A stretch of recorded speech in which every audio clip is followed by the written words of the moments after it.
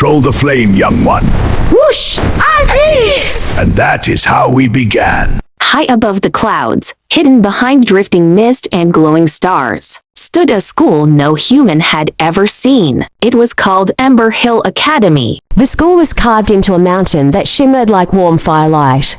Its towers curved like dragon tails, and its windows glowed softly at night. Every morning, the bells rang not with sound, but with a deep, gentle hum that only dragons could hear. This was where young dragons came to learn. On the first day of the new term, dragons arrived from every corner of the sky. Some were big and red, some were blue like the ocean, some sparkled silver or gold. And then there was Emberlin. Emberlin was smaller than the others. His wings were a little uneven, and his fire didn't roar or crackle. It sparkled. Tiny golden sparks popped from his mouth like fireflies. Other dragons whispered, "That won't scare anyone," one said. "How will he ever pass fire class?" said another. Emberlin kept his head down and walked into the great hall. At Ember Hill Academy, dragons learned many things. Fire control, taught by Professor Blazeclaw. Flying patterns, taught by Windmaw.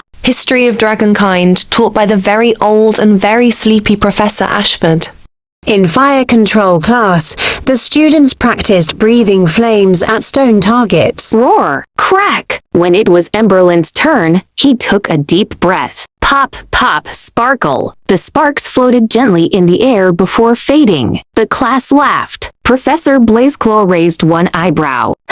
He said, different does not always mean useless. But Emberlin still felt small. That night, Emberlin couldn't sleep. He wandered outside the dormitory and followed a narrow path, glowing faintly under the moon. It led him to an old, forgotten tower. Inside, the walls were covered in drawings, dragons lighting dark caves, warming frozen lands, guiding travelers through storms. These dragons weren't breathing roaring flames. They were breathing gentle light. A soft voice spoke behind him. "You have starfire." Emberlin turned to see Professor Ashford leaning on his staff. "Starfire?" Emberlin whispered. "Rare," the professor said. "Old, powerful in quiet ways." The next day, a storm rolled in. Dark clouds covered Ember Hill, and the school lost its light. The halls grew cold. The younger dragons trembled. The teachers tried roaring fire, but the wind blew it out. Emberlin stepped forward, heart pounding. He breathed in and out. His starfire rose softly, filling the halls with warm, glowing light. It didn't burn, it comforted. The darkness faded. The storm passed. The dragons stared in silence. Professor Blazeclaw bowed his head. "Class," he said, "you are witnessing true power." From that day on,